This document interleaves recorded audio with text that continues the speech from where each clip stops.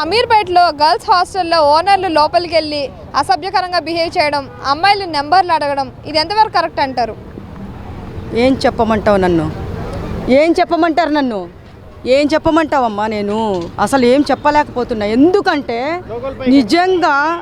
నిజంగా చాలా దారుణంగా తయారవుతుంది ఈ సమాజము. చెప్పాం కదా మనము, ఈ సంవత్సరం చాలా దారుణము. ఎప్పుడు లేని కన్నీ విని ఎరుగని దారుణాలు, కనీ విని ఎరుగని చంపడాలు ఇవన్నీ ఈ ఇయర్ చాలా చూసాం మనము. చాలా కలిసి వచ్చింది అనుకుంటా అందరికి, చంపడము చనిపోవడం. అదంతా నాకు నిజంగా మాటలు రావట్లేదు. నవ్వకండి, సిగ్గుండాలి. ఇప్పుడు ఎక్కడెక్కడి నుంచో హాస్టల్లో పాపం ఆడపిల్లలు చదువుకోవడానికి ఎంతో కష్టపడి చదువుకోవడానికి వచ్చి పార్ట్ టైం జాబ్ చేసి వాళ్ళు ఏదో కష్టపడి వస్తుంటే ఈ ఎదవాళ్ళకి ఆడపిల్లల మీదేనా కన్ను?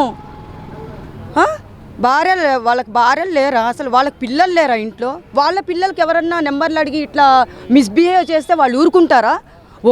వచ్చేస్తారు పైకి 100 మంది దాకా వచ్చేస్తారు. అలాంటిది మన ఇంట్లో ఒక ఆడపిల్ల ఉంది, మన పిల్లకి ఇట్లా జరిగితే ఎట్లా అని చెప్పేసి ఎవరన్నా దృష్టిలో పెట్టుకొని మసులుకుంటున్నారా? ఛీ, ఏం మనుషులో ఏమో అర్థం కావట్లేదు. నిజంగా నీచంగా తయారవుతుంది ఈ సమాజం మొత్తము. ఆడపిల్లగా పుట్టడమే పాపం.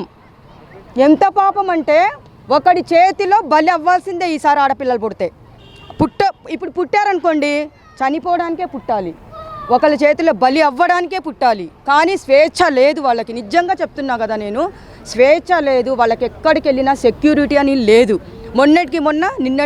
మొన్న నైట్ ఒక నెంబర్ ప్లేట్ లేని కారులో ఒక అమ్మాయిని 4 కిడ్నాప్ చేశారంటే, వాళ్ళు ఎక్కడ పోయి సాఫ్ట్వేర్లు కానీ ఎక్కడన్నా రాత్రులు జాబ్ చేసి వస్తూ ఉంటారు ఒంటరిగా ఉన్నది చూసి కాపు కాసి వాళ్ళు ఫాలో చేసి ఎంత టార్గెట్ చేస్తున్నారు ఆడపిల్లల్ని తెలుసా మీకు?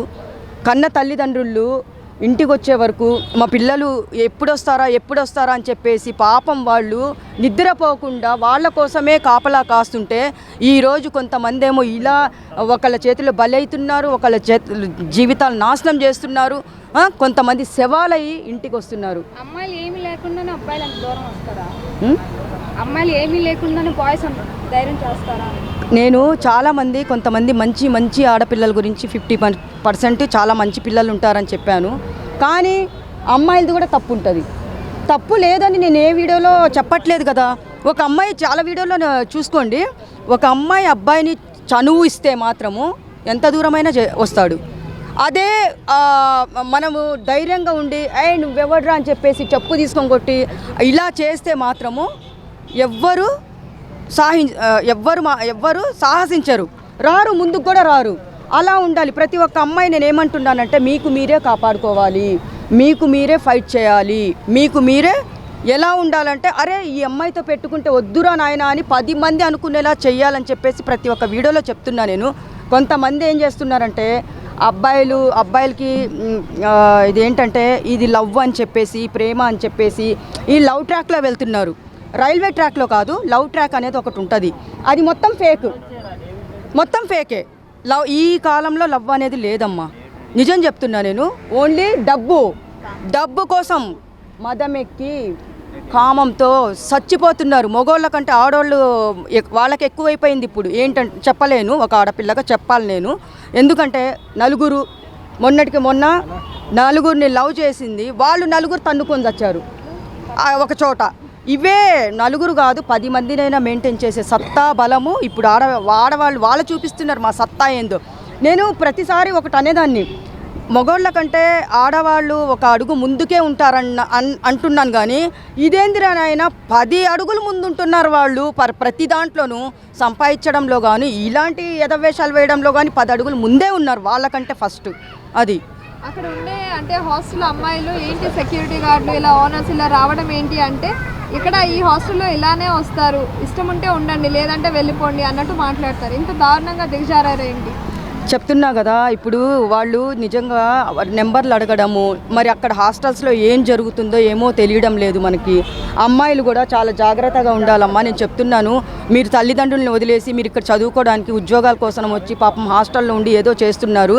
కానీ ఇలాంటి దుర్మార్గులు చేతుల్లో బలి కాకండి.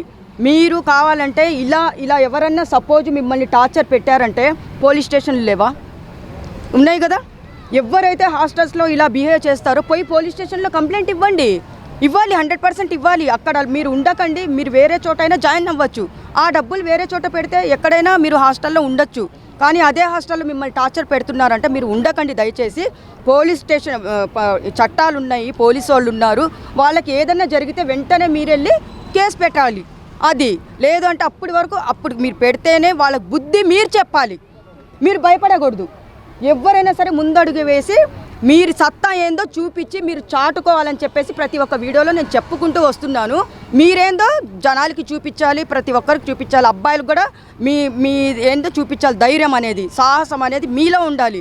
కానీ మీరే ఇలాగా చేస్తే మీ ప్రాణాలు మీరే రిస్క్లో పెట్టుకున్నట్టు అవుతుంది. అందుకని చాలా హాస్టల్స్లో చూశాను నేను ఇలా దారుణాలు జరగడము. కానీ ఎవరన్నా ఏమన్నా అంటే ఫస్ట్ మీరు వెళ్ళి చేయాల్సిన పని ఏంటి, 100కి డైల్ చేయాలి, పోలీస్ కంప్లైంట్ ఇవ్వాలి, వాళ్ళ తాట మీరే తీయాలి. అట్లయితేనే అబ్బా వీళ్ళతో పెట్టుకోకూడదు రా నాయన అని చెప్పేసి అప్పుడు బుద్ధి వస్తుంది వాళ్ళకి. లేదు మీరు భయపడుతూ మీరు సెన్సిటివ్గా ఉన్నారనుకోండి, బతకలేరు. సమాజం మిమ్మల్ని బతకనివ్వదు. అది చెప్తున్నా నేను. ఫస్ట్ది సమాజం బతకనివ్వదు. ఆడపిల్ల ఈ కాలంలో, ఆ కాలంలో అంటే ఒక విధంగా ఉండేది, కానీ ఈ కాలంలో మాత్రము ధైర్య సాహసాలతో ఉండాలి ప్రతి ఒక్క ఆడపిల్ల. నేను ఇదే చెప్తున్నా, first and last and final.